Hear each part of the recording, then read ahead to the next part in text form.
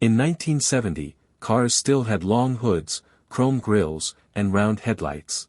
Then, at the Turin Motor Show, something arrived that didn't look like a car at all.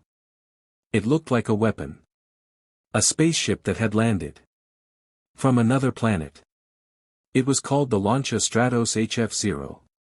Only 33 inches tall. Designed by Marcello Gandini at Bertone, the Stratos Zero wasn't meant to be subtle. Gandini had already sketched the Lamborghini Miura and would soon design the Countach, but the Zero was something else entirely, an experiment in pure geometry. It was a wedge. Not styled like one. Literally shaped like one. The windshield was the door. To get in, you tilted the glass forward and climbed through the front. There were no conventional doors. From the side, it looked like a red arrow frozen in mid-flight. The height? Just 84 centimeters. Lower than most modern supercar hoods. Or your dining table. If you stood next to it, your belt buckle would be above its roofline. Lancia in 1970 was not the wild child of rally racing yet. It was known for refined engineering, front-wheel drive sedans like the Fulvia. Respectable. Safe. The Zero was none of those things. It was a concept car built not by Lancia directly, but by Bertone as a provocation, a demonstration of what extreme design could look like in the coming decade. Underneath its dramatic body sat humble mechanicals. A 1.6-liter V4 engine borrowed from the Lancia Fulvia HF. With around 115 horsepower. It wasn't powerful. It didn't need to be. The Zero wasn't about speed. It was about shock factor. The legend goes that when Bertone wanted Lancia executives to take the concept seriously, they didn't schedule a regular meeting. They drove the Stratos Zero directly to Lancia's factory gates. And because the car was so low, they reportedly slid it underneath the security barrier. Under the guard's radar. A red triangle glides silently under the gate. No hood. No grille. No recognizable silhouette. Just a razor blade on wheels. It worked. Lancia took notice.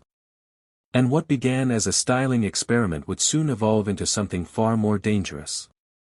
The Zero itself never raced. It was never meant to. But it planted a seed. Lancia needed a purpose-built rally car, something compact, aggressive, mid-engined. Something that didn't follow traditional proportions. That seed grew into the Lancia Stratos HF. The rally car that would dominate the World Rally Championship in the mid-1970s. 3 consecutive WRC titles. Which were the 1974, 1975, and 1976 titles. The production Stratos was practical compared to the Zero.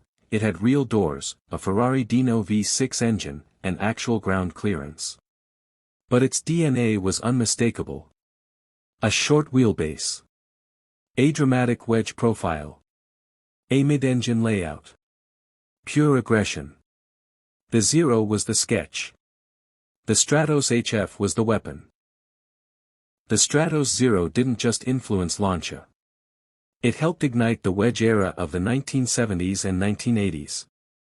In cars such as the Lamborghini Countach, Lotus Esprit, Ferrari 308, and DeLorean DMC-12. Sharp angles replaced curves. Headlights disappeared into flush panels. Cars became origami in motion. Marcello Gandini proved that aerodynamics didn't have to look smooth, they could look surgical. A fact most people miss. The Stratos Zero was not destroyed. It survived.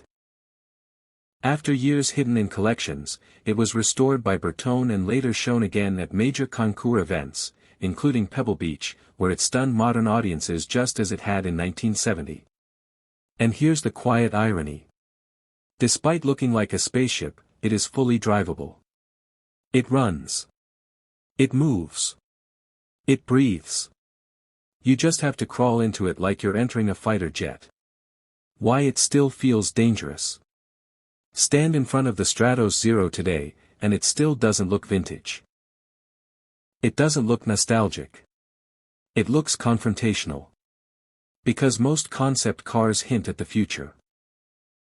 Don't forget to like, share and subscribe. Also check out the link in the description to view the car collection we have on sale from our website, and feel free to get in touch.